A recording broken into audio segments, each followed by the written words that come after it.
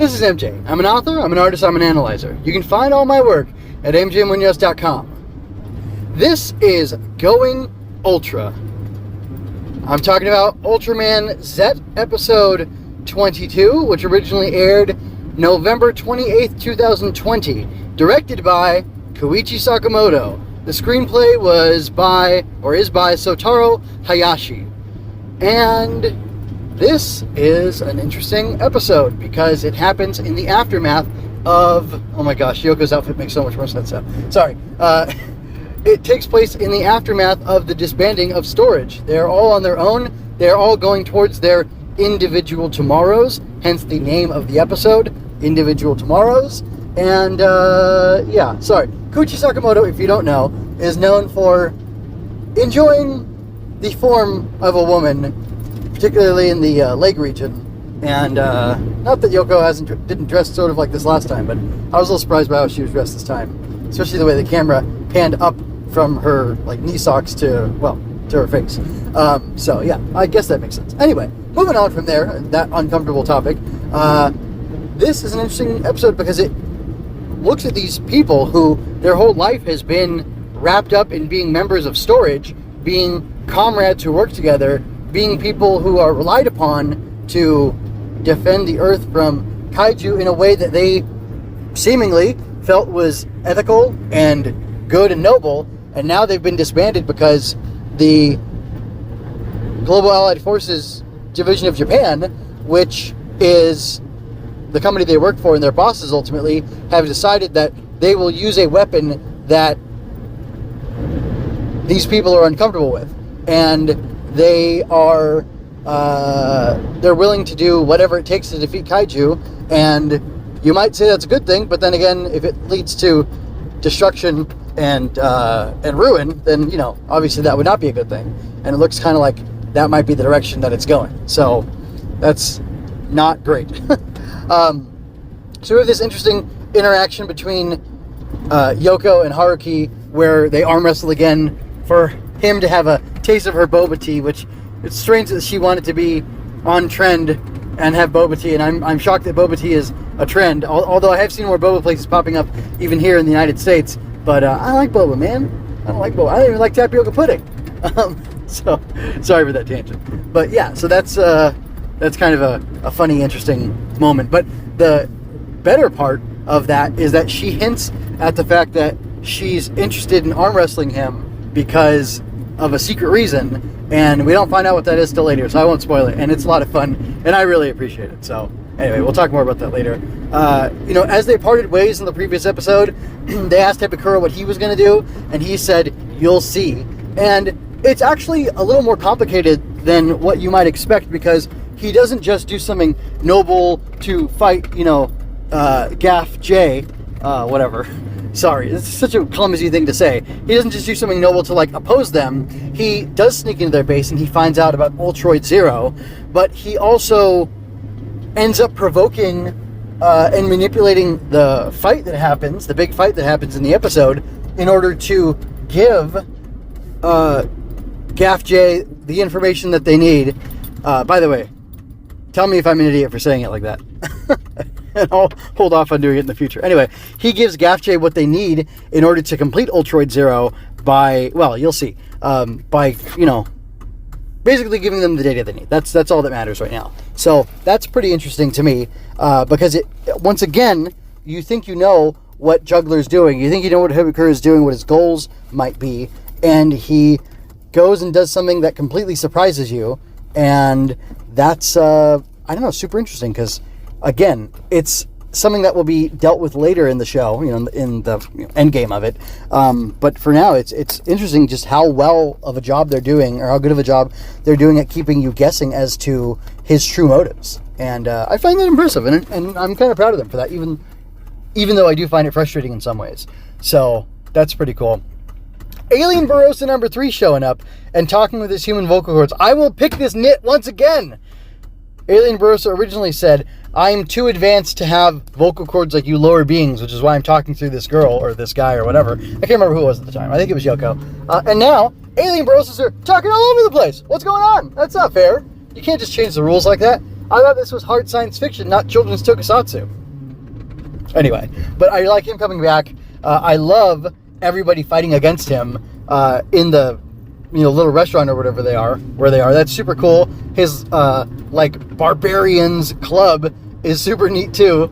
The little moment we get of Z fighting is good. And I like that he's fighting in the small form. I think that's a lot of fun. It's weird that doesn't like seem to sap his energy though. And then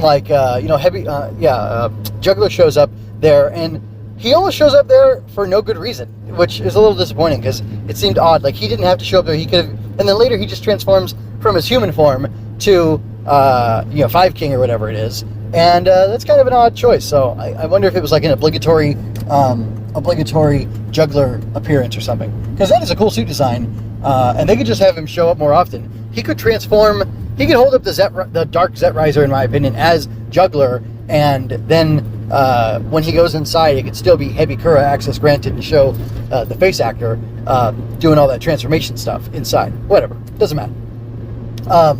But yeah, it's getting to see everybody shine. Even Bako got to do a Bruce Lee thing, and I don't know if I think he said it in the Japanese, but he definitely says it in the original.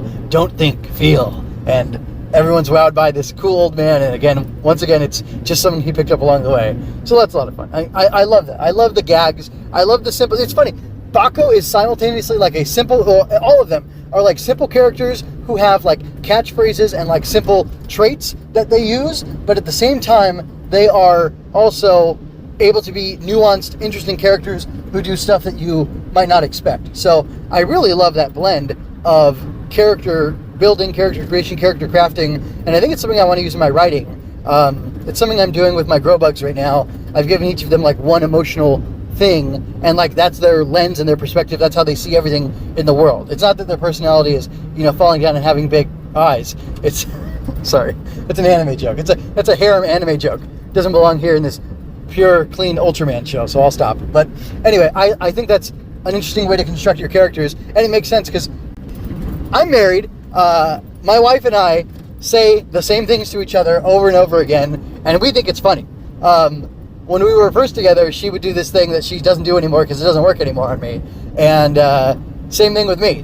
There's different plays or moves or tactics or little things that you do, and they work, and sometimes they don't, and you change it up to keep it fresh. But for characters in a show that's only 25 episodes long, you can definitely do that. For characters that appear in a book, I think you can do that too, and maybe even, depending on how the narrative is focused and how many...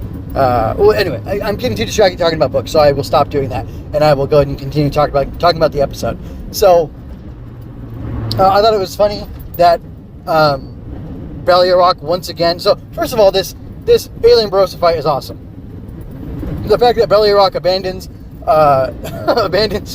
Haruki and Zett because they fought fought one of these guys before is hilarious. I love that even though they've been disbanded and Sevenger has been in mothballs basically in the museum or display, whatever, he's still been properly maintained, and Yoko can get into that mech and pilot him. And I love that Yuka gets into the breast tank or whatever of King Joe and pilots that. That's what she does, right? Yeah, I'm pretty sure that's what she does. That's awesome. And that's super cool, especially because like the opening of the show where it shows her running and it shows one of the mecha there, it makes it feel like she's going to be a mech pilot too, or she has the potential to be, and that's something I've touched on before. And here we see, yes, she in fact does have the capability to be a mech pilot because she understands how these machines work, and I guess has enough experience with them to get in there. Kind of like Rain, Mikamura, right? Anyway, like Rain from G Gundam, where we see her working on the Gundam, and she's not only a physician, she's a mechanic as well, and other things. But she can work on it and pilot it too when the need calls for it. So that's a lot of fun. But I love seeing all of them working together. Like, Bako has kept Sevenger ready in order. Yoko's able to pilot it. Haruki does some fighting, but then he becomes Ultraman, unbeknownst to them. And then Yoko does her thing in the mecha, in Sevenger, and she even convinces Balliarok. She tricks him into working for her, because, well, she uses reverse psychology basically on him and gets him to fight for her, and does an awesome thing does an awesome attack, and that coordinates and brings all these different things together to defeat this alien Barossa, and that's really cool. So I really enjoy that. It's pretty awesome, and the show just has a lot going for it. It's almost like, too, everybody's earned this moment. Everything's been built up over the course of the episode, and everything has come together in this culmination. Maybe that's why Hebikura appeared as Juggler, in order to do that. And man, him, Juggler, or not Juggler, but Five King or whatever, going ahead and making it so that they could complete Ultraman Zero was super interesting. Again, it's fascinating how he manipulated the situation to have King Joe get blasted by the Zett beam or whatever, the Zestium ray, or Zestium beam, sorry. It doesn't really matter, but it matters to me, so that he can see Ultraman Zero completed. It was really interesting. By the way, I mixed up. I thought at the end of the episode, or at the end of the last episode, he said, "Just see what I do." But it's at the end of this episode that they all part ways, and we learn that Yoko is a candidate to pilot Ultraman Zero, and Yuka's going to be working on something or other. Bako's going his own way, and that's when Hebikura ominously says, "You'll see what I'm going to do." So I'm hyped. I'm super interested in seeing what that is, and again, this show is so good. It's so compelling. It's so interesting. And like all of the qualms I had last episode are completely gone, because I got, and don't take this the wrong way, I got such good fan service this episode in seeing these characters I know and have good feelings about, and that have like a good rapport with each other, seeing them interact, seeing them get to say farewell after they've been disbanded, and how they've come together and now they're splitting apart. It's all just so satisfying emotionally and like dramatically, and what's coming up it's super interesting because the stakes are higher than ever with this old looming threat of Ultraman Zero, which is supposed to rival the power of Ultraman, which is what Mayuki, right, that's her name, wants. And is it really going to rival the power of Ultraman? And if so, does that mean that it is going to fight with Ultraman? And does that mean that Zett could be defeated by a human-made weapon? That would be super fascinating and super interesting. And I don't know, like, it feels weird to say this, but like, is that what the show has kind of been building towards this whole time? Is it a discussion of the power that humans have? And I don't know. Is it a question of dealing with power and how it should be utilized and what should be done with it? I don't know. Because here's the thing. Like I made the argument for in the previous episode, morally, I don't think it's morally good or morally a moral stance to say I refuse to wield power, because people are naturally attracted to power, and the people who are most attracted to power are the most evil among us. So therefore, if the good refuse to wield great power at all, then you're leaving great power in the hands of only evil, which I would think logically would lead to the subjugation of at least a small number of innocent people. Think of a warlord or a band of marauders terrorizing a small group of people, or an oppressive government murdering people across the sea and sending its people into a meat grinder to kill them for the benefit of money, powers, foreign interests, and a military-industrial complex that one of our presidents may have warned us against as he was leaving office. Oh, sorry. I try not to get political, but I just did. Whoops. Anyway, I hope you enjoyed this discussion of Ultraman Zett, episode 22. I hope you enjoyed 21 and 22, my format of doing them. I think I may do this format in the future, and if you like it, let me know. If you don't, also let me know, because I want to do the best job I can do and give you the most entertaining and interesting Tokusatsu commentary out there in a succinct fashion. Less than 30 minutes. Unless you beg for more, then I'll give you lots more. But, I don't know that yet. So you got to tell me, folks. You got to tell me. Anyway, I hope you're well, and I hope you stay well.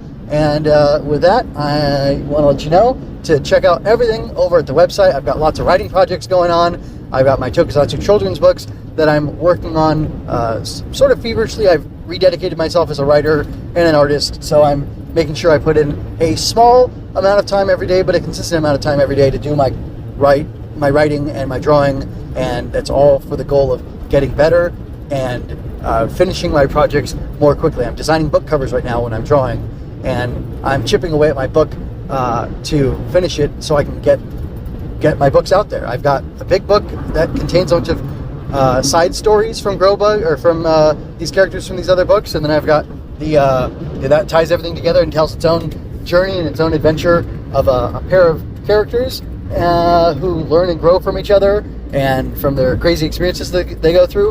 And then I have, aside from that, 5 individual children's picture books that feature kids in trouble being saved by magical bug guardians who help them in very tokusatsu-y ways, whether it's fighting a kaiju type thing, helping the children to transform into a giant of light, or a bug-themed warrior, or other things.